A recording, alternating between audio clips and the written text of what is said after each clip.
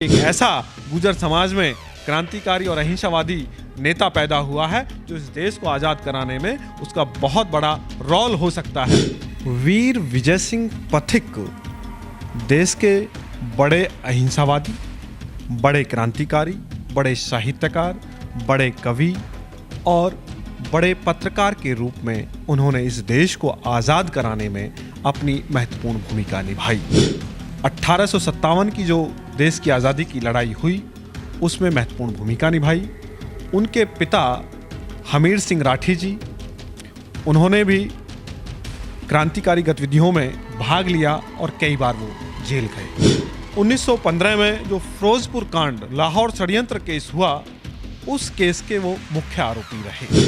गुर्जर समाज में जन्मे भूप सिंह राठी का जो कद था, जो शान शौकत थी, वो बड़ी अद्भुत थी। बहुत लंबी हाइट और बहुत तंदुरुस्त शरीर। उस वक्त 1915 में 15,000 रुपए का इनाम रखा। तो वीर विजय सिंह पथिक जी का जो अहिंसा का आंदोलन है वो एक बड़े आंदोलन के रूप में वीर विजय सिंह पथिक उभर करके देश के सामने आए। देश की तत्कालीन प्रधानमंत्री इंदिरा गांधी जी ने उनकी कई पुस्तकों का प्रकाशन कराया और विमोचन किया। तो ऐसे क्रांतिकारी जिससे ब्रिटिश संसद हिली, जिससे ब्रिटिश अफसर हिले, जिन्होंने बिजौलिया किसान आंदोलन के 84 टैक्सों को हटवा दिया, जिन्होंने 5 अखबारों का संपादन किया, जिनको महात्मा गांधी ने जो है उनका प्रशंसा की, ऐसे क्रांतिकारी को गुमनामी क्रांतिकारी का नाम दिया गया। यह इस देश का दुर्भाग्य है। जय हिंद दोस्तों, वंदे मातरम। मैं सोनू नागर और आप देख रहे हैं हिंद फोकस न्यूज़। आप सभी का एक विशेष इतिहास जो हमसे छुपाया गया, जो हमें बताया नहीं गया, उस पर अपना आपका ध्यान आकर्षित करते हुए आज हम चर्चा करने जा रहे हैं वीर विजय सिंह पथिक उर्फ भूप सिंह राठी जी के बारे में। मेरे साथ में प्रवीण भारतीय जी हैं जो समाज सेवक हैं और अन्ना हजारे कोर कमेटी के सदस्य हैं और करप्शन फ्री इंडिया के संस्थापक भी हैं। आइए उनसे चर्चा करेंगे और पूरी विस्तृत में जानकारी लेंगे। प्रवीण जी, आपका बहुत बहुत स्वागत है हमारे चैनल पर।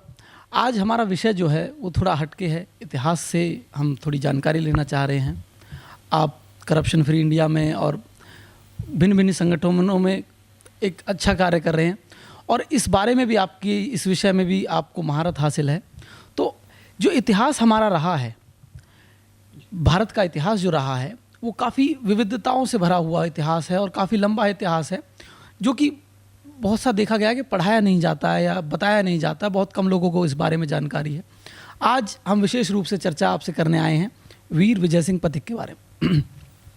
तो मेरा पहला सवाल यही रहेगा कि उनके जीवन परिचय के बारे में आप थोड़ा सा हमें विस्तार रूप से बताएं। बहुत धन्यवाद हिंद फोकस न्यूज़ और भाई सोनू नागर जी आपका कि आपने गुमनामी क्रांतिकारी वीर विजय सिंह पथिक जी के जीवन काल का दर्शन अपने चैनल के माध्यम से दर्शकों तक पहुंचाने का प्रयास किया है। आपका चैनल और आप धन्यवाद के पात्र हैं। वीर विजय सिंह पथिक देश के बड़े अहिंसावादी, बड़े क्रांतिकारी, बड़े साहित्यकार, बड़े कवि और बड़े पत्रकार के रूप में उन्होंने इस देश को आज़ाद कराने में अपनी महत्वपूर्ण भूमिका निभाई। यह उनका जो है एक परिचय है जो सूक्ष्म में मैंने आपको दिया, लेकिन विस्तृत जानकारी के लिए मैं आपको बता दूं, वीर विजय सिंह पथिक उर्फ भूप सिंह राठी जी का जन्म जनपद बुलंदशहर के इख्तियारपुर गुठावली में हुआ और उस परिवार में हुआ जिनकी कई पीढ़ियां देश के लिए आज़ादी की लड़ाई में उन्होंने अपना योगदान दिया। वीर विजय सिंह पथिक जी के जो दादा थे इंद्र सिंह राठी जी, वो जनपद बुलंदशहर की मालागढ़ रियासत के प्रधानमंत्री हुआ करते थे। उन्होंने देश की 1857 की जो देश की आज़ादी की लड़ाई हुई उसमें महत्वपूर्ण भूमिका निभाई। उनके पिता हमीर सिंह राठी जी, उन्होंने भी क्रांतिकारी गतिविधियों में भाग लिया और कई बार वो जेल गए। उनकी माता कमल कुमारी, उन्होंने भी देश की आज़ादी में पीछे नहीं रहीं, आज़ादी की लड़ाई लड़ी और वीरांगनाओं में अपना नाम अंकित किया। उन्हीं के इस कार्य को देख करके वीर विजय सिंह पथिक जी उर्फ भूप सिंह राठी जी के जीवन में बाल्यकाल में ही गहरा असर पड़ा और उन्होंने प्रारंभिक शिक्षा जो है अपने गांव में की। उसके बाद उनकी जो बड़ी बहन थी वो इंदौर में रहा करती थी और यहाँ से प्रारंभिक शिक्षा के बाद वो इंदौर चले गए और उनका कई भाषाओं पे, हिंदी, इंग्लिश, उर्दू, मराठी, गुजराती, यानी कि कई राज्यों की भाषाओं पे अच्छी पकड़ थी। तो वीर विजय सिंह पथिक की जो जीवन की यात्रा प्रारंभ होती है तो वो ये है कि उन्होंने जब देश भारत अंग्रेजों के उस गुलामी से आज़ाद होने के लिए जहपटाहट में था और पूरे देश में क्रांति की बिगुल बजा हुआ था, देश के क्रांतिकारी अंग्रेजों से लड़ रहे थे, तो उनके अंदर भी एक भाव बना कि हम लोगों को भी इस क्रांति में अपना योगदान देना चाहिए और वो इस देश की आज़ादी की लड़ाई में कूद पड़े। उन्होंने 1915 में जो फिरोजपुर कांड, लाहौर षड्यंत्र केस हुआ, उस केस के वो मुख्य आरोपी रहे। उस केस के बाद, मुख्य आरोपी बनने के बाद, अंग्रेजी सरकार और अंग्रेजी सरकार के अफसर उनके नाम से थर थर कांपने लगते थे। उस समय उनका नाम हुआ करता था भूप सिंह राठी। गुर्जर समाज में जन्मे भूप सिंह राठी का जो कद था, जो शान शौकत थी, वो बड़ी अद्भुत थी। बहुत लंबी हाइट और बहुत तंदुरुस्त शरीर, उनको देखने मात्र से ही अंग्रेजी अफसरों की पैंट ढीली हो जाया करती थी, ऐसा उनका कद काठी थी। तो देश की आज़ादी में उन्होंने महत्वपूर्ण भूमिका निभाई और लाहौर षड्यंत्र केस और फिरोजपुर केस में वो मुख्य आरोपी रहे और मुख्य आरोपी होने पर ब्रिटिश सरकार ने उनके ऊपर 15,000 रुपए का, उस वक्त 1915 में 15,000 रुपए का इनाम रखा। यानी कि वर्तमान समय की बात करें तो आज के लगभग 15 करोड़ रुपए। तो इतने बड़े वो क्रांतिकारी थे। उन्होंने रास बिहारी बोस जी के साथ और अन्य कई क्रांतिकारियों के साथ कई जो है कानपुर और आपका पूर्वांचल के कई जनपदों में क्रांतिकारी गतिविधियों में भाग लिया। यहाँ तक भी रास बिहारी बोस जी के साथ गौतम बुद्ध नगर के जो अपना नोएडा एक्सप्रेसवे है उसके पास नलगढ़ा गांव है, नलगढ़ा गांव में भी कई क्रांतिकारियों को बम बनाने सिखाए। यानी कि जो आज नलगढ़ा में ये कहा जाता है कि भगत सिंह जी ने बम बनाए, तो उसमें जो गुरु के रूप में काम किया वो वीर विजय सिंह पथिक और रास बिहारी बोस थे। जो नए क्रांतिकारी साथी थे उनको बम बनाने का और शस्त्र चलाने का अभ्यास इस जंगल में, यहाँ जंगलात हुआ करती थी, तो उस जंगलात में वो करते थे। तो ऐसा उनका जो है चरित्र रहा है क्रांतिकारी में। तो उनके ऊपर जब वो इनाम रखा गया तो पूरे ब्रिटिश सरकार ने पूरी ताकत लगाई उनको गिरफ्तार करने की और वो गिरफ्तार भी हुए और गिरफ्तारी के बाद उन्होंने जो है जेल की सलाखों को तोड़ करके वहाँ से भाग गए। उस जेल की सलाखों को अपने सामने बौना साबित किया और उसको फांद करके पुनः देश को आज़ाद कराने में जुट गए। तो सरकार उनके पीछे लगी हुई थी, तमाम अफसर उनके पीछे लगे हुए थे, लेकिन शेरे हिंद वीर विजय सिंह पथिक उर्फ भूप सिंह राठी ब्रिटिश सरकार के हाथ नहीं आने वाले थे। तो इस आंदोलन के साथ साथ जब छुपते छुपाते वो राजस्थान पहुँचे और राजस्थान में एक संत के पास एक मंदिर पे वो रहने लगे और उन्होंने दाढ़ी और पगड़ी बांधना प्रारंभ किया, साधु के रूप में आ गए। तो जो संत उस मुख्य मंदिर के जो मुख्य संत थे, तो उन्होंने कई बार पथिक जी को बड़े निहारते थे, उनकी गतिविधियों को देखते थे, तो वो उनको लगता था कि भाई ये कोई साधारण व्यक्ति नहीं है, ये तो कोई बड़ा क्रांतिकारी है, ये बड़ा देशभक्त है।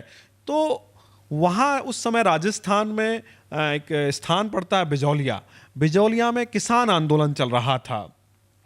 तो किसान आंदोलन चल रहा था तो वहाँ की जो रियासतें थी और ब्रिटिश सरकार, यानी कि रियासतों के द्वारा और ब्रिटिश सरकार के द्वारा वहाँ के स्थानीय किसानों पर उस समय 84 टैक्स लगाए जाते थे। यानी कि फसल जो हुआ करती थी उस फसल को पूर्णतः इतने टैक्स लगा दिए गए कि पूर्णतः फसल का दाम और उस फसल की कीमत और फसल को सरकार को देना पड़ता था, रियासतों को देना पड़ता था। बेचारा किसान 2 वक्त की रोटी के लिए भी मोहताज था। तो आंदोलन बड़ी तेज गति में चल रहा था। तो जो संत थे, मुझे नाम अभी याद नहीं है, तो उन्होंने कहा कि यार विजय सिंह पथिक, तुम कोई साधारण व्यक्ति नहीं हो। तुम्हारी जो गतिविधियां हैं, तुम्हारा जो चरित्र है, तुम्हारा जो तेज है, वो ये कहता है कि तुम बड़े क्रांतिकारी हो। और मेरा आपसे निवेदन है कि बिजौलिया में किसान आंदोलन चल रहा है, आप उसका नेतृत्व करें जा करके। तो उन्होंने अपने संत, अपने गुरु की बात को माना और वो जो है उस बिजौलिया किसान आंदोलन के नेतृत्व करने को तैयार हो गए। उन्होंने उस किसान आंदोलन का नेतृत्व किया। और जैसे ही वीर विजय सिंह पथिक, वो अहिंसा का आंदोलन चल रहा था 1916 में, तो वो अहिंसा के आंदोलन में जब विजय सिंह पथिक गए तो उस आंदोलन ने इतनी रफ्तार पकड़ी कि वो आंदोलन बहुत तेज गति से एक बड़ी संख्या में, एक बड़े जनसमूह में खड़ा हुआ।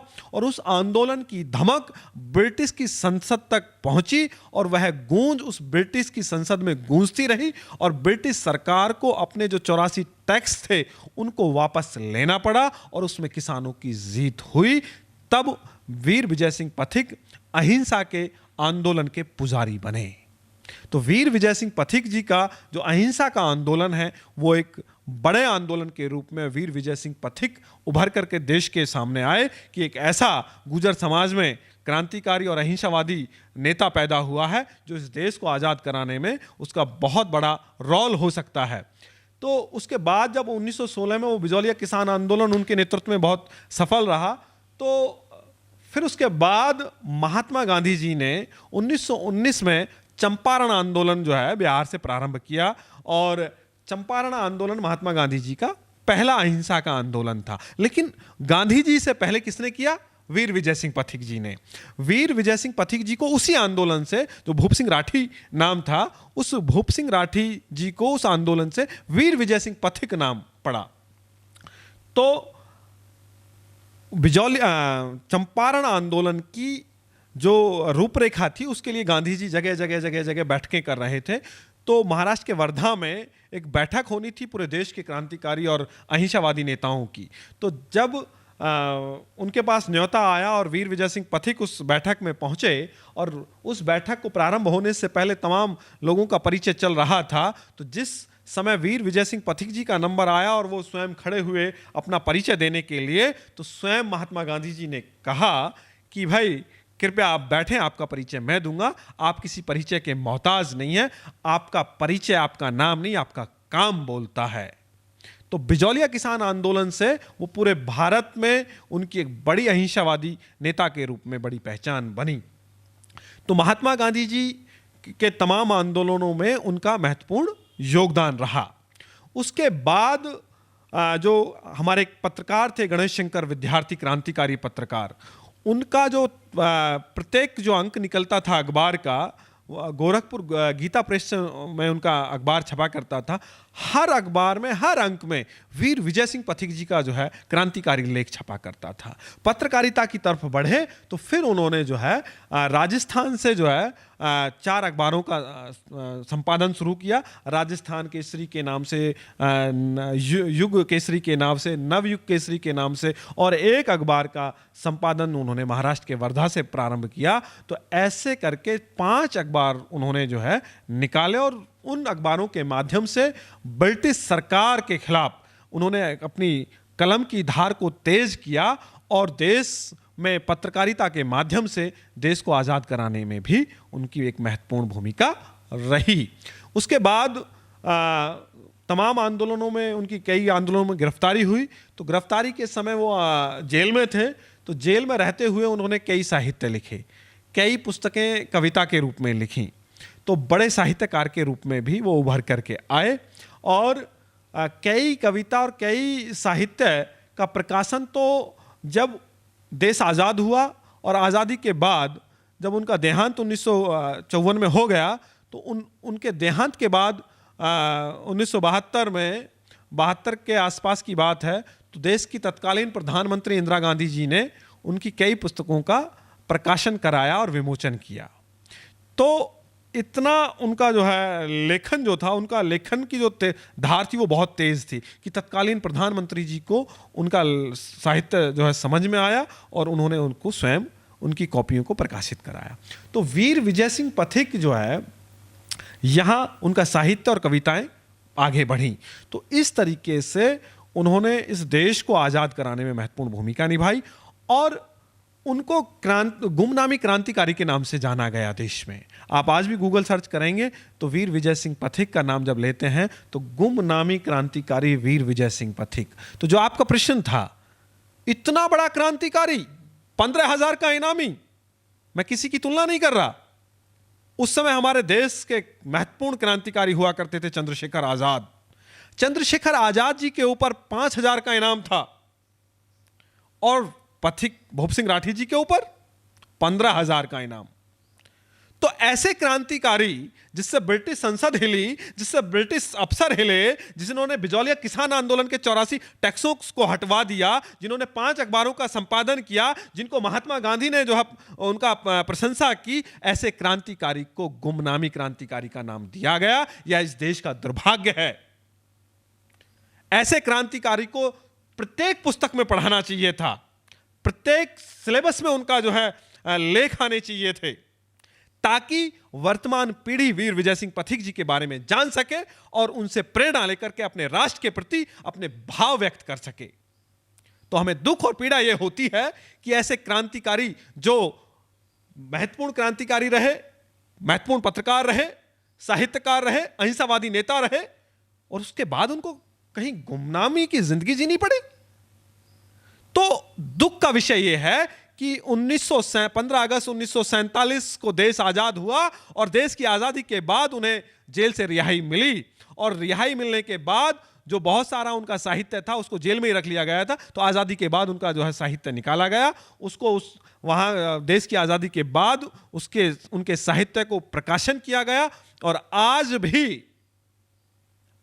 भी उनका जो परिवार है वो दुखों के पहाड़ों से जीवन यापन कर रहा है, गुजर रहा है। उनकी धर्मपत्नी का नाम था जानकी देवी, जो एक अध्यापक हुआ करती थी जनपद मथुरा में। वो एक विद्यालय में टीचर थी और उनके स्वयं तो बच्चे नहीं हुए, लेकिन पथिक जी की जो साली थी उनके बच्चे हुए। उन्होंने उन बच्चों को गोद लिया और गोद लेने के बाद उनका लालन पालन पोषण वीर विजय सिंह पथिक जी ने किया। उसके बाद पथिक जी कुछ आज़ादी के बाद कुछ समय मथुरा रहे और कुछ समय अजमेर राजस्थान रहते थे। तो उनका देहांत 1954 में हुआ, तो उस समय वो अजमेर में थे। लेकिन पार्थिव शरीर को जो है मथुरा लाया गया और दाह संस्कार किया गया। और आज भी उनका परिवार मथुरा में शहीद वीर विजय सिंह पथिक मार्ग पे उनका परिवार रहता है। उनके परिवार को वर्तमान सरकारों ने बहुत तवज्जो नहीं दी।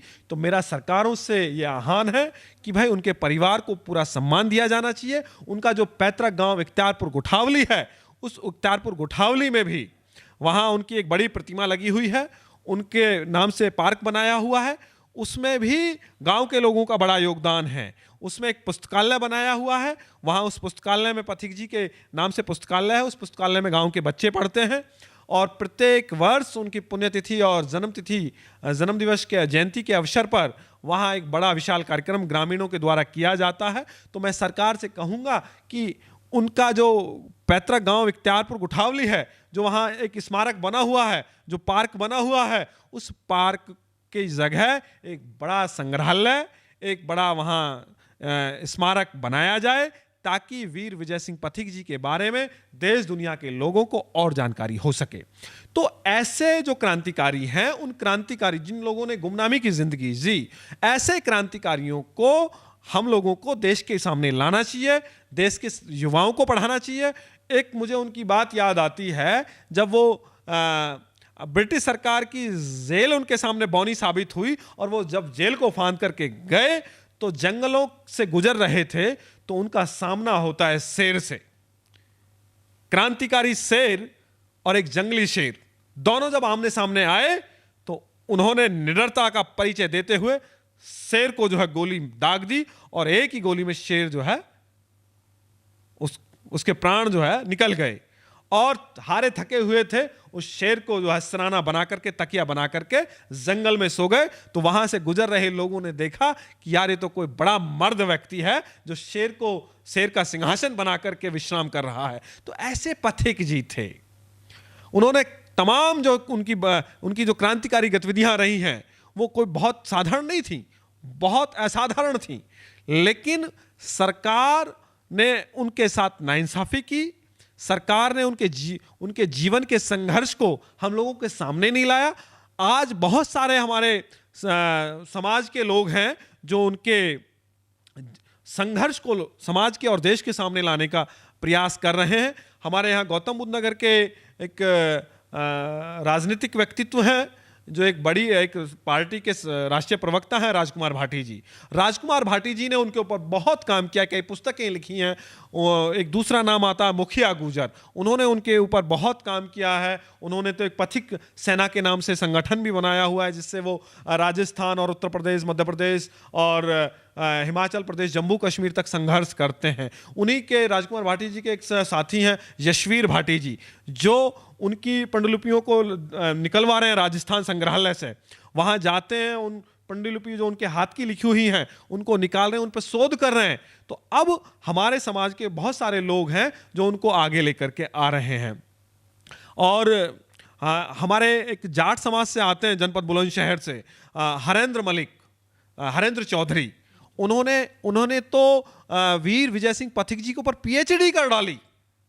तो ऐसा नहीं कि सिर्फ वो गुजर समाज के थे तो गुजर समाज के लोग उनके पे काम कर रहे हैं। 36 बिरादरी के लोग उनके कार्यों पर शोध कर रहे हैं और उनके कार्यों को देश के सामने, देश की सरकार के सामने, देश के लोगों के सामने लेकर के आ रहे हैं, विश्व के सामने लेकर के आ रहे हैं, ताकि उनके परिवार को और उनके गांव को, उनके वंशजों को उनका सम्मान मिल सके। हमारी को ये नहीं है कि भाई उनको ज़मीनें मिलें, उनको तमाम सब चीज़ें मिलें। हम ये कह रहे हैं कि हमारे पूर्वजों ने, हमारे बड़ों ने इस देश को आज़ाद कराने में बलिदान दिया है, अपने प्राण न्यौछावर किए हैं और तमाम सब चीज़ों को ताक पर रख करके इस देश को आज़ाद कराया है। तो आज़ादी के बाद उनका सम्मान का जो हक है वो तो कम से कम सरकारें दें। तो इस मांग को लेकर बहुत सारे लोग काम कर रहे हैं। उसमें हमारा भी यह प्रयास है कि उत्तर प्रदेश की सरकार और भारत की सरकार सुने, समझे और वीर विजय सिंह पथिक जी को उनका जो सम्मान है न्यायपूर्ण, वो न्यायपूर्ण उनको सम्मान मिले। जब हम बात करते हैं ये क्रांतिकारियों के बारे में तो एक गूज़बम्स वाली हमारे अंदर फीलिंग आती है, और किस तरीके से उनके बच्चों ने, उनके घर वालों ने व्यापन किया हैं उनके लिए, आज़ादी के लिए, जो हम अभी आज़ादी में सांस ले रहे हैं, अपनी गवर्नमेंट है। तो कहाँ ऐसा वो रहा है, क्यों ऐसा वो रहा है कि सेलेक्टिव लोगों को ही इतिहास में रखा गया है, या फिर जो हमारे गौरवपूर्ण जो लोग हैं, गौरवपूर्ण जो हमारा इतिहास रहा है, उसको कहीं ना कहीं दरकिनार करते हुए सिर्फ हमें इस तरीके की हार वाली गाथाएं जो हैं वो ज़्यादा पढ़ाई जाती हैं। उस पे मेरा एक छोटा सा ये सवाल बनता है कि ऐसा क्यों हुआ है। मतलब क्या अभी आप कह रहे हो कि हो रहा है ये, लेकिन जब इतने साल हो जाते हैं, 75 वर्ष हो गए हैं आज़ादी को, आज तक मैं खुद अपनी पर्सनल बात बताता हूँ कि मुझे अभी साल 6 महीने से ये सारी चीज़ें, जो गतिविधियाँ मैंने देखी हैं, तब में जानकारी हुई है। उससे पहले ना मैंने कभी उन्हें पढ़ा, कभी मतलब उनका नाम तक नहीं सुना कभी। तो आप इमेजिन कर सकते हैं कि कितना लैग बिहाइंड रहा है इन चीज़ों में। तो ऐसा क्यों है? देखिए, मैंने कहा कि उनको गुमनामी क्रांतिकारी कहा गया। तो ये उस समय की जो तत्कालीन सरकारें रहीं, नेता रहे, उनकी कमियां रहीं कि जिन लोगों ने एक बड़ा संघर्ष किया देश की आज़ादी के लिए, उन लोगों को, उनके इतिहास को, उनके कार्यों को दबा दिया गया, देश के लोगों के सामने नहीं लेकर के आए। जबकि राजस्थान में आज भी विजय सिंह पथिक जी को राजस्थान केसरी के नाम से जाना जाता है। एक बड़ी उपलब्धि है। राजस्थान की विधानसभा में एक बड़ा स्टैचू वीर विजय सिंह पथिक जी का लगा हुआ है। लेकिन राजस्थान के अलावा जो देश के दूसरे राज्य हैं, उन राज्यों में वीर विजय सिंह पथिक जी का कार्यों का, उनके संघर्ष का प्रचार प्रसार ना के बराबर हुआ, उल्लेख भी नहीं होता। जबकि उनकी जो शौर्य गाथा है वो शौर्य गाथा बहुत बड़ी है, उनका संघर्ष का जो श्रृंखला है वो बहुत बड़ी है। तो इसलिए ये सरकारों की कमी रही है। लेकिन पीछे क्या हुआ, पीछे की सरकारों ने किस तरीके से अपना रवैया अपनाया, वो समय बीत गया। अभी जो वर्तमान सरकार है उससे हम उम्मीद करते हैं, निवेदन करते हैं, आग्रह करते हैं कि वीर विजय सिंह पथिक जी पर काम किया जाए, सरकार सहयोग करे। जो हमारे समाज के लोग निस्वार्थ भावना से पथिक जी के लिए काम कर रहे हैं उनको योगदान दें और उनके इतिहास को खगोलने में, उनके इतिहास को सामने लाने में सरकार अपनी जिम्मेदारी समझे, ताकि उनको उनके संघर्ष का सही सम्मान मिल सके। हमारे अंदर भी कहीं पीड़ा है। हमने भी वीर विजय सिंह पथिक जी को जब पढ़ा तो हमारे अंदर भी आग लगी कि एक ऐसा संघर्ष, एक ऐसा क्रांतिकारी, एक ऐसा आंदोलनकारी, एक ऐसा अहिंसावादी, एक ऐसा पत्रकार जिसने पूरे देश में आज़ादी के लिए डंका बजाया, और उसको हमारे समाज के लोग, हमारे प्रदेश के लोग, हमारे देश के लोग उनको, उनके नाम तो को नहीं जानते। तो इससे बड़ी और पीड़ा क्या हो सकती है। इस पीड़ा के जिम्मेदार उस समय की तत्कालीन सरकारें हैं और वर्तमान सरकार भी कहीं जिम्मेदार है। क्यों? जब आज समय है तो आज समय के साथ साथ उनके जीवन काल का उनको जो संघर्ष रहा है उसको पूरे देश और दुनिया के सामने लाना चाहिए। तो मेरा आप सभी से ये अनुरोध रहेगा कि जो हमने अभी चर्चा की उसमें ये सारी जो चर्चाएं निकल के आई है, एक जो निष्कर्ष निकल के आया है वो सरकार तक जरूर पहुँचे। आप अपने कमेंट्स में हमें ज़रूर लिखें कि आपने वीर विजय सिंह पथिक उर्फ भूप सिंह राठी के बारे में कितना सुना है, और नहीं सुना है तो उसमें अब आपको क्या जानकारी प्राप्त हो रही है, किस तरीके का सरकार कार्य कर रही है। और मुझे लगता है जो नई शिक्षा नीति जो आ रही है उसमें हमारे इतिहास को और गौरवपूर्ण इतिहास को हमारी जो सरकार है, वर्तमान सरकार है, उसको लाना चाहिए। आप सभी का बहुत बहुत धन्यवाद। मुझे आपके कमेंट्स का इंतज़ार रहेगा। आपके कमेंट्स हम ज़रूर पढ़ते हैं और उन पर विचार करते हैं, वो हमें बल देते हैं, और आप इसी तरीके से हमारे साथ बने रहिए। आपका बहुत बहुत धन्यवाद। जय हिंद, वंदे मातरम।